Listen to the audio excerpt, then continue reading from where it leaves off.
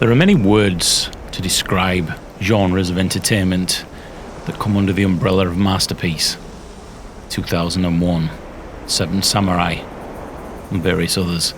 But when it comes to actual digital media and gaming, I think there's only one, possibly two titles for me personally that come under the air quotes of masterpiece. And Witcher 3 is definitely one of them. With the announcement that Cyberpunk 2077 was being delayed, I was really gutted. I was really looking forward to that title, but it gave me the opportunity to jump back into Witcher 3 and just marvel and just reminisce on how amazing this experience is. But in CDPROJEKT RED we trust, and if any game developer out there in the world is going to be justified in delaying a game until it's polished to perfection and the community would support that developer, it will be CDPROJEKT Red. Their titles and even their DLCs, such as the Blood and Wine DLC, just make companies like Bethesda a laughing stock. Now, I've got a couple of friends who haven't actually bought Witcher 3 yet. They've had a look at it and said, yeah, it looks alright, but I don't get why everybody thinks it's such an amazing game. So here in White Orchard, we're going to play a little bit of the cutscenes and show how immersive this title can be on ultra-wide and with no HUD. We're going to be heading to the local inn to meet Vesemir, our Witcher master. The Southerners, or the Nilfgaardians, have invaded the north, which is Redania, and as we enter this pub, you will notice that one of the participants asks about the lilies. That is the flag and the crest of the Redanian army, or the North Army. And so begins a small adventure here in Temeria, as we meet and try and head in towards Vizima.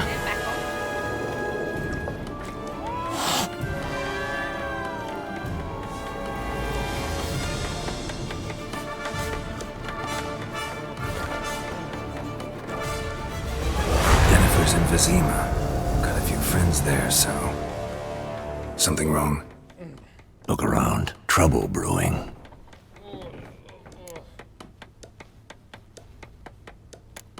Who are they? Patriots. Drinking their 7th round for Temeria. Fists starting to itch. Don't see any Nilfgaardians. They'll find another foe. I'll buy some provisions for the journey. Then we'll go. Geralt, we should stay out of it. Just this once.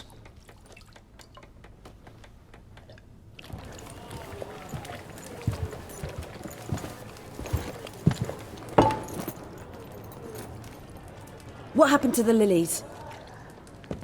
Took him down. Took them down to hang a golden sun there now. I cannot show Temerian colours. They'll come and burn the tavern down. Maybe it's true what they say. You fond of the Imperials? You Nilfgaard's whore? I'll let that pass. I know grief eats at your heart. You know shit. They hanged my sister, dragged her out the cloister like a dog. Said Nilfgaard's no place for superstition, that they don't fear the wrath of the gods. And you, do you fear it? If not for Annie, your child would have choked on its navel string. You owe your son to my sister attending to the birth, and you don't fear the gods' wrath. You don't fear it, you cunt!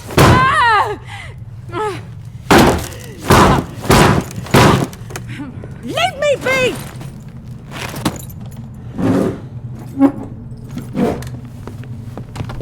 Recognize this medallion? You know what it means. Back off. You alright?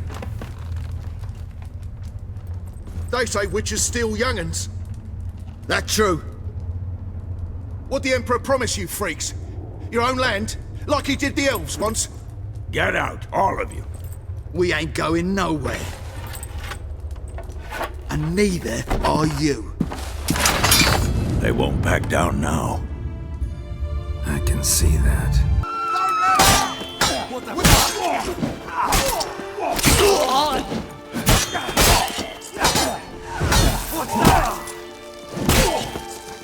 Well, how long you gonna make me wait?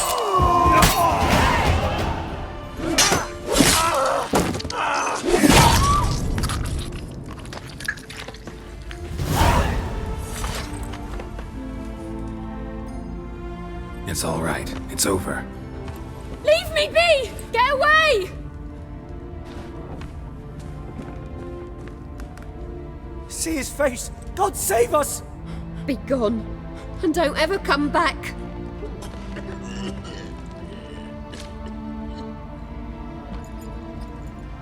So much for not getting involved. Come on, let's go.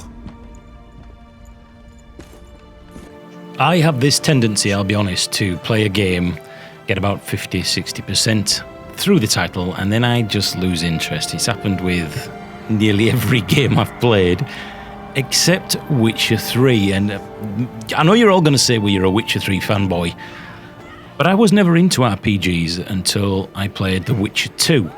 And I really, really enjoyed the storyline in The Witcher 2. It was violent, it was visceral, it was grown up. There was sex, violence, there was intrigue, and the storyline was intertwining, and I just thought that game cannot beat...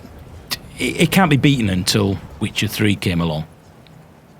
Now, 150 odd hours later, and there are still things in Witcher 3 that I haven't done, places I want to visit, quests that haven't been finished. And every single one of those side quests, as we all know, was treated by CD Projekt Red as if it was a main mission. There was cutscenes, there was... Basically, the quality of the side missions was just absolutely amazing. And when I almost got to the end of Witcher 3 and the Blood and Wine was announced, the Hearts of Stone, should I say, those DLCs for me were almost... Well, they were better for me than most AAA titles.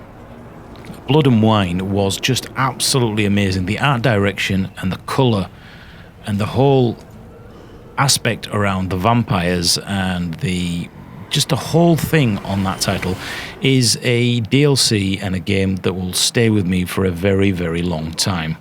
And for many, many people out there, Witcher 3 is their game of the century. And when that's a very, very, very big title to hold, but I think CD Projekt Red hold that medallion perfectly. There's so many aspects to Witcher 3 that are amazing, not only the graphics and the sound, but the storytelling. And in particular, everybody talks about the Baron, the Red Baron. I probably will do that entire mission again with some commentary, because it was just one of those, like, this is just epic. The character design, the clothing and everything else in that particular mission alone, out of the hundreds of missions that are in this title, it really did blow me away. Now, as I mentioned, the only reason I've kind of got back into The Witcher 3 was because of the delay to CD Projekt Red's Cyberpunk. And there are not many times where a game gets delayed 2 or 3 times where it doesn't piss off the community. But I noticed on Twitter, when the developers came out and said they were sorry for the delay, but they wanted to make sure that this game was bug-free and there were no issues with it on launch. You can't really go wrong with a developer like that because of all the DLC that they've given us, the quality of the game. I think delaying it, and if they need to delay it again after September to make sure that this game is the piece de la resistance, if they can surpass The Witcher 3, then my God, it's going to be a masterpiece. And we already know that IGN have probably already got their, well, it's not Call of Duty review ready, and they'll give it a 9.7, even though many other people out there and the gamers always rate higher than IGN. But this is The Witcher 3, and if you'd like me to cover a few more missions in depth, or even show you a little bit of the history and talk about the missions that we're actually going to be doing in this game, let me know. But in the meantime, let's jump back in. This is my game of the century, and it is for me the #1 title I've ever played. And you know what? I can't wait to get back into it, play it slower, look at all the lore, and just get back into it. Thanks for watching. Let me know if you want to see some more. I'm Boots in the Saddle. Where's Roach? Having watched back the video that I've actually created, I think there was something that I kind of missed in my little bit of rambling on there. And that is the attention to detail in this title is just amazing. Sometimes I'm out in the world here and you'll find something out in the middle of nowhere, or you'll hear something and you think, I've been playing this game for 150 hours. I'm on my second playthrough. I never heard these lines of dialogue. I never did this. And it's not that you haven't forgotten. You genuinely just never came across it. I was in a small village earlier, And I went down one of the back streets where there was no options, there was no missions, there was no reason for me to be there. And I saw one of the Nilfgaardian foot soldiers walk up, bang on the door. The guy opened it and he said, "We know you've got a daughter. You always know that we're coming and you hide her away. Eventually, you're not going to hide her quick enough. We'll drag her out and the entire platoon will shag her senseless." Now, I couldn't stop laughing. I couldn't stop laughing at that.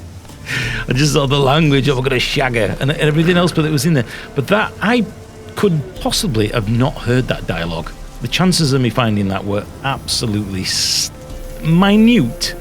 And it's those attentions to detail that if you actually just walk instead of running everywhere, especially in Novigrad, you'll be amazed at some of the things you can see and some of the things you can hear. You can tell I'm gushing over this game. I knew this game was a masterpiece from the first time I booted it up.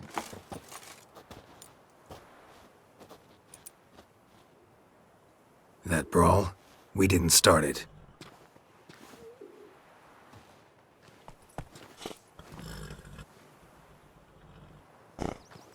Excuses, excuses. You've not changed a bit. Yen? How? I received a report about a witcher who'd appeared in White Orchard. I knew it was you, looking for me. I might have waited until you found me, but... well, you know me. Patience has never been my strong suit. It's... good to see you, Geralt. I'd even embrace you. Were you not covered in blood? Sorry. Wasn't expecting to see you. To be honest, this isn't at all how I imagined we'd meet. How did you imagine it? You didn't imagine you'd have a Nilfgaardian escort. Don't get me wrong, Yennefer. I'm glad to see you. But I do think you owe us an explanation. And I shall provide it. In Vizima. Ready your horses. We can talk here. Some charming orchards nearby. In bloom even, so you almost can't smell the corpses. A tempting proposition. Sadly, I must say no. You see, someone awaits you in Vizima. Someone who doesn't like to be kept waiting. Emperor Emir var Emrys, or, to those on more intimate terms with him, the white flame dancing on the graves of his foes. Doubt I number among that group. Far as I remember, last time we saw each other, he wanted to kill me. Well, now he wishes to make you an offer. The kind one can't refuse? I didn't, though I could have.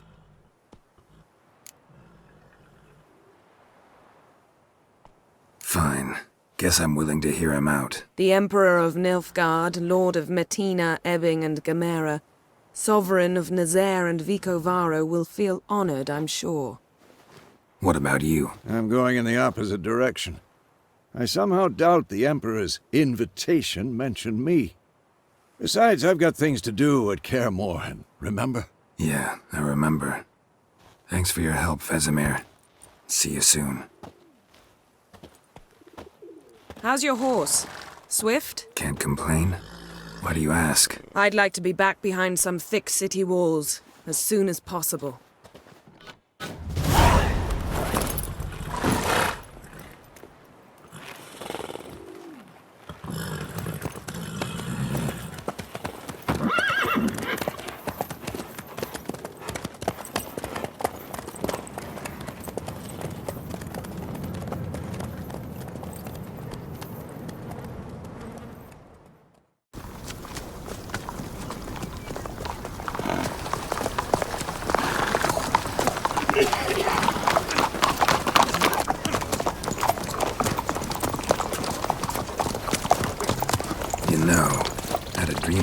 Recently. Knowing you, it was probably filthy. Just the beginning. But then... But then?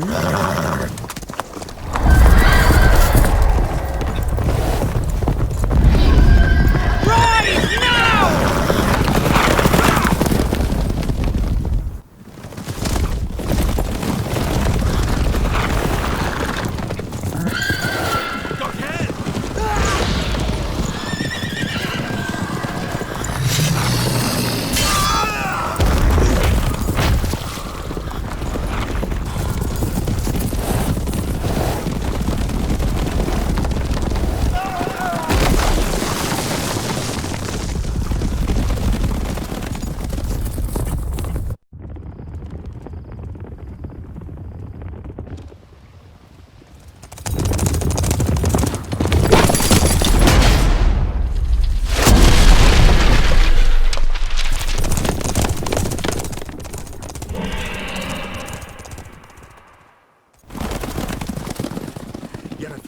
beg. We shall talk of this tomorrow, all right? After the audience.